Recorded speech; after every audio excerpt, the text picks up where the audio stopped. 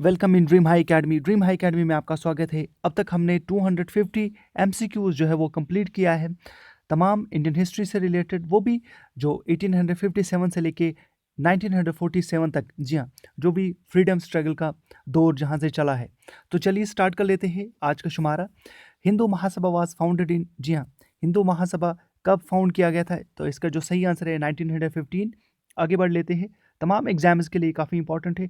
बाकी जो लेक्चर्स हमने अपलोड किया है उनकी लिंक डिस्क्रिप्शन में आप जाके देख सकते हो। मुस्लिम लीग वाज इस्टेब्लिश्ड इन दिसंबर। जी हाँ, मुस्लिम लीग दिसंबर में इस्टेब्लिश की गई थी और 1906 में इसके जो फाउंडर थे वो यहाँ पे आप देख सकते हैं। फाउंडर थे नवाब ख्वाजा समीउल्लाह। आगे बढ़ लेते हैं। द गणपति फेस्टिवल, जो गणपति फेस्टिवल था वो कब स्टार्ट हुआ था? 1893 में। आगे बढ़ लेते हैं। The inauguration of Ganapati festival, the inauguration of Ganapati and Shivaji festivals was done by the तिलक। तो ये बाल गंगाधर तिलक ने स्टार्ट किया था। आगे बढ़ लेते हैं। The partition of Bengal had to be annulled in, जो पार्टीशन ऑफ बंगाल है वो उसको कब एन्यूल किया गया था? तो 1911 में। आगे बढ़ लेते हैं। देश is remembered as the grand old man of India. तो किसे grand old man of India कहा जाता है? दादा भाई नेहरू जी। काफ़ी उन्होंने काम किया है।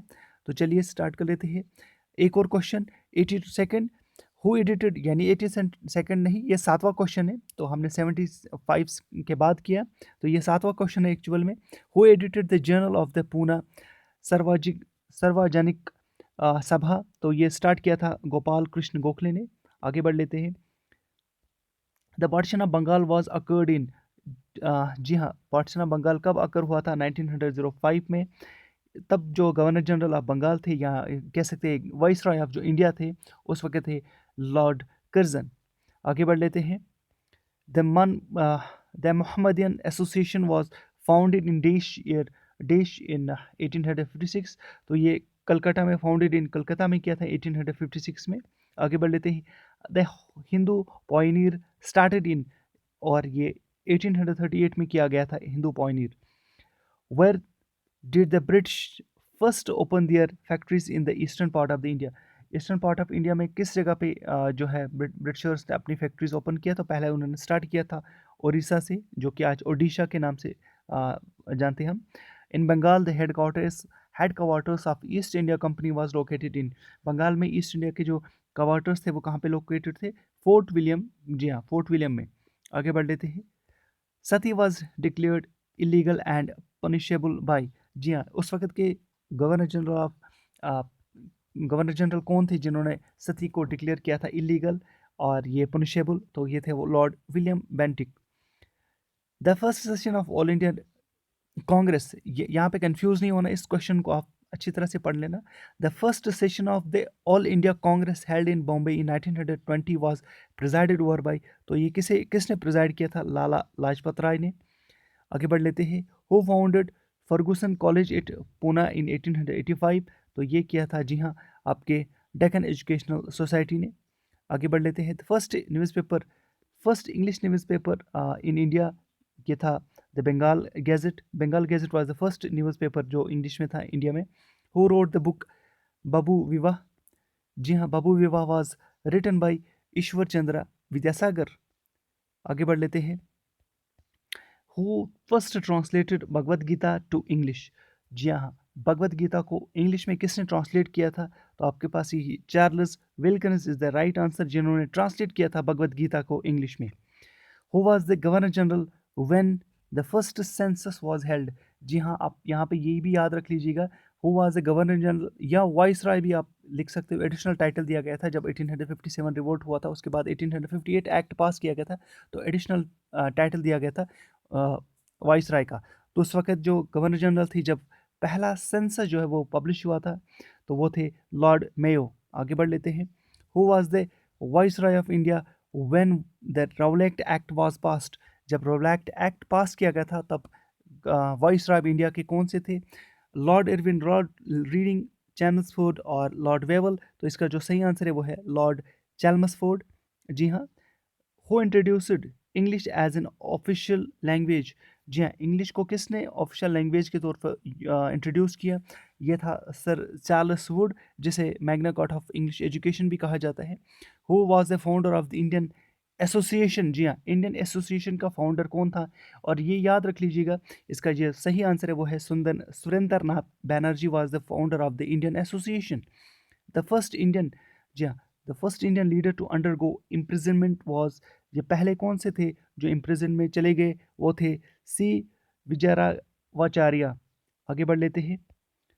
Doctrine of total revolution was expounded by, ये doctrine of total revolution was expounded by, ये थे आपके Jayaprakash Narayanan.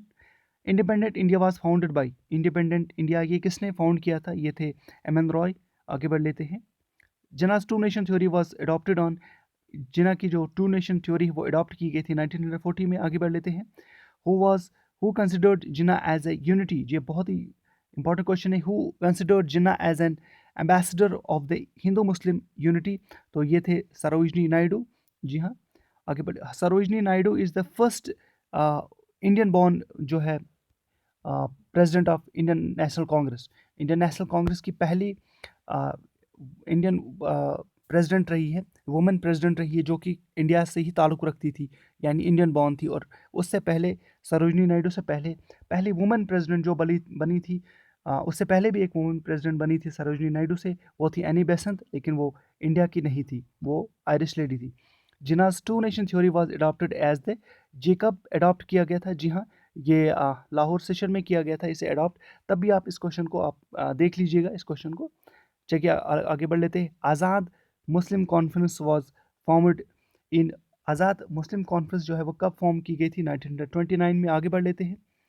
Who is the author of discovery of India? Author of discovery of India is the Jawaharlal Nehru. इन्होंने ये बुक लिखी थी। On 9th of August 1942, Mahatma Gandhi and the entire Congress working committee were arrested. ये कब और कहाँ पे अरेस्ट किया गया था? जी हाँ, ये मुंबई में इन्हें अरेस्ट किया गया था। The main objective of the Khilafat movement was to enforce Desh government to change its attitude towards Turkey and to restore the Sultan. तो ये ब्रिटिश के खिलाफ था। तो यहाँ पे ये जो कहानी है, यहाँ पे ये कहानी आज जो आप लोग इसराइल वर्सेस पलस्तीन के माबेन जो एक जंग का माहौल बना है, तो इसका जो मेन यहाँ पे बात हो रही है, यहाँ पे ये क्या हुआ, जब खिलाफत मूवमेंट स्टार्ट हुआ, तो खिलाफत मूवमेंट स्टार्ट होने से पहले आ, टर्की में खलीफत का दौर चल रहा था। लेकिन ब्रिटिशर्स ने क्या किया? ब्रिटिशर्स ने कहा कि हम खलीफत को डिसबैंड करते हैं, और वहाँ पे फिर जो है वो एक तरह से तो इंटरफियर करना स्टार्ट कर दिया। तो बाकी जो Muslims all over India, all over world, तो उन्होंने इनके खिलाफ खिलाफत मूवमेंट स्टार्ट किया। तो एक जो स्ट्रांग पॉइंट होता था मुस्लिम्स का, वो जो है ब्रिटिशर्स ने ख़त्म किया था।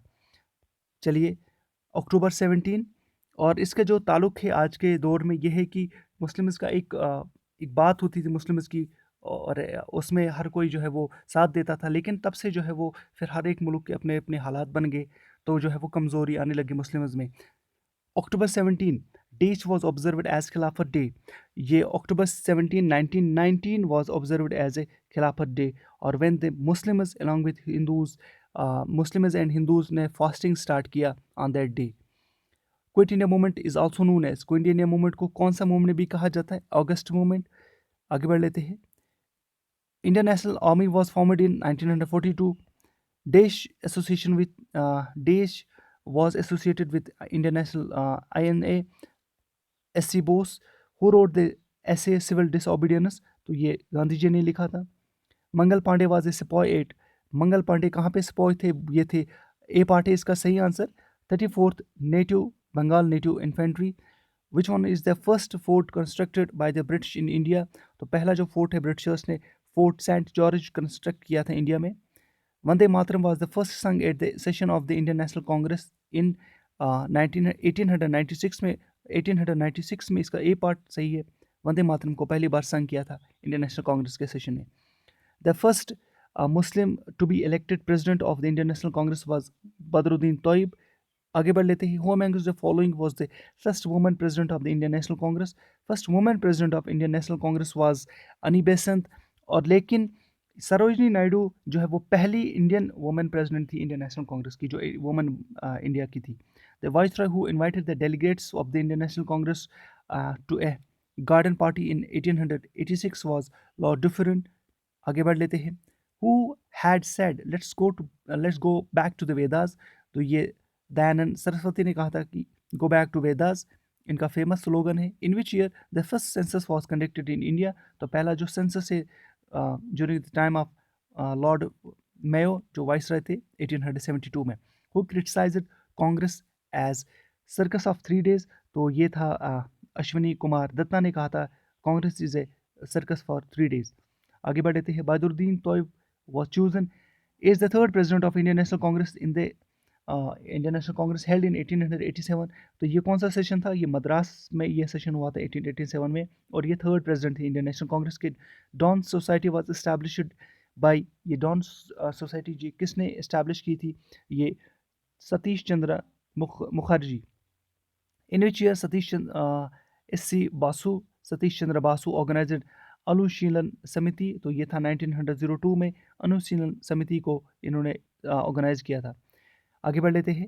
हिंदुस्तान रिपब्लिकन वाज ऑर्गेनाइज्ड इन, ये हिंदुस्तान रिपब्लिकन जो है वो चंद्रशेखर आज़ाद ने ऑर्गेनाइज किया था। In which year S C. Bose had to resign the post of the president after being elected. 1939 में उन्होंने जब एक बार फिर री इलेक्ट किया गया था सुभाष चंद्र बोस को as the president of Indian national Congress, तो उन्होंने 1939 में जो है वो रिज़ाइन किया। आगे बढ़ लेते हैं। In which year freedom movement of India started it earliest. तो फ्रीडम मूवमेंट जो है वो पहली बार कहाँ पे स्टार्ट हुआ? 1857 का बंगाल में। और यानी फ्रीडम जो है वो फ्रीडम इंडिया में बंगाल से ही शुरू होता है। Who use to publish Sambad Kaumudi was published by Raja Ram Mohan Roy. Raja Ram Mohan Roy wrote a book on monotheism in, जी हाँ, इन्होंने ये पर्शियन में लिखा था। राजा राम मोहन राय ने बुक ऑन मोनोथीजियम। आगे बढ़ लेते हैं। Who authored war of Indian independence, Indian first war of Indian independence, ये कह सकते हैं war of Indian independence of 1857, ये वी.डी. सावरकर ने लिखी थी। ये था लगभग और 50 क्वेश्चंस हमने किया, और ये एमसीक्यूज़ के जो टोटल एमसीक्यूज़ हमने 300 कंप्लीट किया है। हमने कहा है कि हमें जो है 1000 एमसीक्यूज़ यहाँ पे कंप्लीट करना है। तो ये इससे जो पहले हमने लेक्चर्स अपलोड किए वो आप डिस्क्रिप्शन में उनकी लिंक है, आप जाके देख सकते हो। Thank you very much.